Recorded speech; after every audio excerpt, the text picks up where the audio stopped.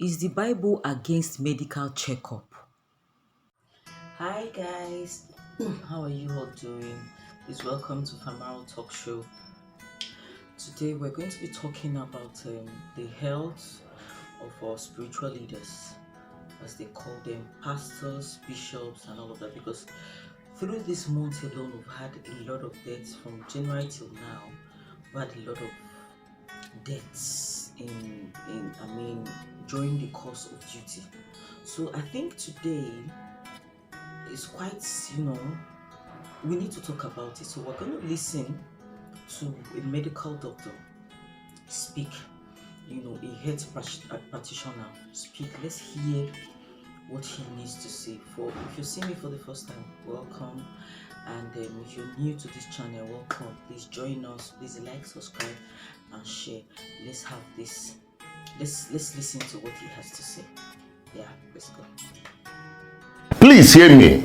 This message is not targeted on anyone, but a call for revolution against ignorance-induced affliction, death in the continent of Africa, and most especially in the church.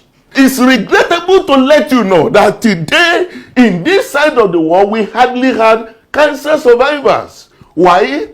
Majority of people can go for health check. Those that are sick will be told it's an enemy, it's a devil, it's an attack. And God's children will remain in the mentality of attack, binding one witches or wizard and demon, and go and take statistics. All of them in those demonic word and mentality, all die at the end of the day. Something is wrong somewhere. If we call it a gross deception or a gross ignorance ongoing in the church, the hour has come for us to say enough is enough. Why? It's sparing nobody. Just last week and a week before, we recorded tragic events right there in the altar of two churches. Something is wrong somewhere. Altar of two churches, prominent men of God. This man of God that had impacted lives with a lot of inspirational programs he had was invited in Onitsha for ministration. A day before, in his testimony you will hear, he had a chest pain. But of course, an attack must have come in that mindset or something.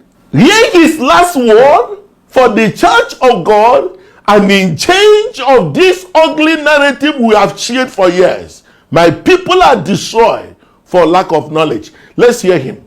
Several things stopped me from coming today. First was last night. I had a very severe chest pain that I could not lie down, so I sat down till morning and prayed. So I said, okay, I'll still come. And then the vehicle matter happened on the road. So I asked the Lord, is this a sign that I shouldn't come, or is there somebody the devil is battling? Did you know that after this, he couldn't stand again to speak? He got seated. The church thought he was just like he was really tired. He died. Of this one, what will you call him? The church had killed him, or God invited him to kill him. He died of cardiac arrest secondary to heart attack, otherwise curable as it is right now, because this man of God was never called home by God. Don't be deceived, because his problem can today be discovered using what is called angiogram. If you do this angiogram in a cath lab system like this, it will trace and show where that block of that heart vessels are. And you know what? An angiogram can be done to enable this man of God continue his assignment. The same thing that happened to this man of God now in America. Very prominent TV evangelist, John Hagee. This man of God had similar problem of heart attack. In fact, his own was a complete block. He had to do coronary bypass surgery. He's back preaching. He used to be very fat. He was meant to reduce his weight in order to live. in order to live. He had again what is called myasthenia gravis. He couldn't talk. He can't open the mouth. And you know what? He went through an injection of neostigmine 20 hours every month for 4 months. That is total of 80 hours injection. He's back, preaching the gospel, touching the lives of people. Yes, he's a faithless man. That's why he went to hospital. But the Bible said a living dog is better than a dead lion. Now a lion is gone. Call him a dog. He's still alive. We have lost enough. Majority of our pastors we lost them between 40 and the 60 years. How can we call that one longevity? How do we preach longevity therefore? Same week on the 6th of February, a man of God, a bishop in a prominent ministry, touching the life. Previous day he was in a program. While in a church in his altar, he collapsed. And by the time they brought him to the hospital, anointing oil was all over, smeared all over the white cloth he was wearing. Stone dead. Stone dead. How long can we continue in this? How long can we be in position that the church cannot even be aware of what is cardiac arrest and even a knowledge of CPR? What should be done when a person suddenly slumped? I spoke last time, the son of a man we know who had touched many lives. As a matter of fact, the father of the church. The son slept and didn't wake up. And I said, no, this is a sign for us to be in position to say, let's release our men of God. With the mentality of you being a God, you can't be sick. You can't go down. Leave me. Jesus said, when I was sick, you didn't come to see me. In the prison, you didn't come to see me. He said, if you have not done this to any of this, my brethren, a child of God can be challenged with illness, but many are the afflictions of the righteous, but God can see him through. But we need to start from the known before we go to these demons and devils who are spreading everywhere in the mentality of people. Permit me to tell you something. The heart of a man is the engine of his life that needs servicing. If you look at this, you can see the different readings of the heart. At least the first thing to know is somebody had done ECG on this very fellow. He would have picked up ischemic changes that would not require an immediate intervention.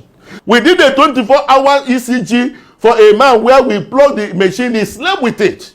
And when we analyze this reading across the 24 hours in his sleep and order, we discovered that at a particular time, his heart was dead, was not working. It was just, and then start again, boom, boom, boom, boom, boom, boom, boom, boom, and then go back again. That is what makes some people will sleep, will wake up. And when this doctor is a demon, it's an attack to who? Or the Lord has called them to go, to where? And leave the church is scattered. Try the shepherd, the sheep will scatter. Today we are seeing it right there. A man walked away, TB Joshua walked away from the church. Cardiac arrest. We said no, he knew he will die. Yes, defend anything you can defend. Today, let another person rise up to defend and be able to secure the faith and the salvation of many under his ministers of them. Strike the shepherd, the sheep will scatter. Satan has used this enough. Please, let's start today. Talk to your pastor, talk. Don't close your mouth. Things are going wrong and nobody's saying anything about it. If somebody dies, after a while it will be swept under the carpet. Let nobody. Who are we deceiving? A pastor told me something. He said that in our church we don't announce burial. And I said, my friend, it's self-denial. He said, either is it or self-denial. A man had 100 sheep and lost one. He left 99 to find out what happened and what to do to prevent such. That's why he said, affliction shall not rise the second time, because it's expected of you to know why the first one happened, so as to prevent recurrence. Today we are burying people. Once they died and they are buried, everybody will forget the family, forget about that, as if it never happened, and continue on this demonic jamboree. Are we deceiving who? Time to release our men of God. Go for head check, man of God. Please. You need this body to carry the spirit. You are not the spirit. If this body goes down, anointing goes. When you say, by his stripes you are healed, therefore you shouldn't go to hospital, you shouldn't take care of your health, you shouldn't go for that surgery, it's not your portion, and all those demons are associated. Let me tell you one of those scriptures. In the book of Isaiah 54 verse 17, you know, it said, no weapon formed and fashioned against such shall prosper. True or false? If that scripture is available for all of us today, why are we still using mopo? That's a question. Why do you have to use mopo to protect yourself against gunshots, whereas 99% of cause of death is sickness itself? We won't protect against that one. We will carry mopo up and down, whereas there is a scripture for you. No weapon formed and fashioned against you. Why shouldn't it be used? Simply because Jesus is the wisdom and the power of God, and that wisdom to be here is what gives us direction. We can't continue to use foolishness as a matter of ignorance to destroy the life of people we call our members. A child will go perhaps one demon or one spirit or one enemy pursue you, you gave your life to Christ. 10 years after, they are still prophesying to you. It is that demon, is that person. Can't you think? Have we lost our sense of reasoning? That 10 years, 5 years after you gave your life to Christ, whosoever the Son of Man has set free is free indeed. Yet you are not free because of the poison that you are being told. It's an attack from the enemy. Watch all the people that have died. Do you know what? Before this time, HIV used to kill people. The people that are dying of HIV/AIDS today, they are all in the church.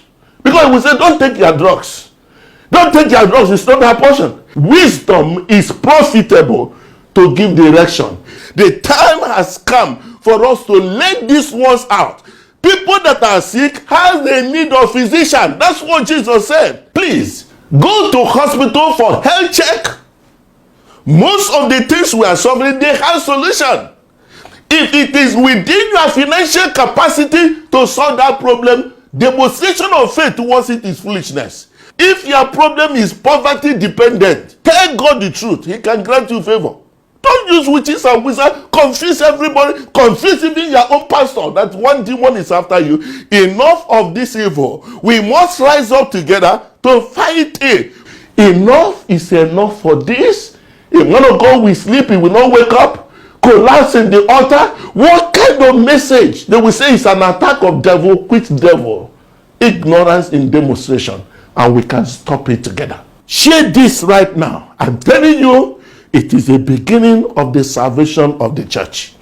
God bless you.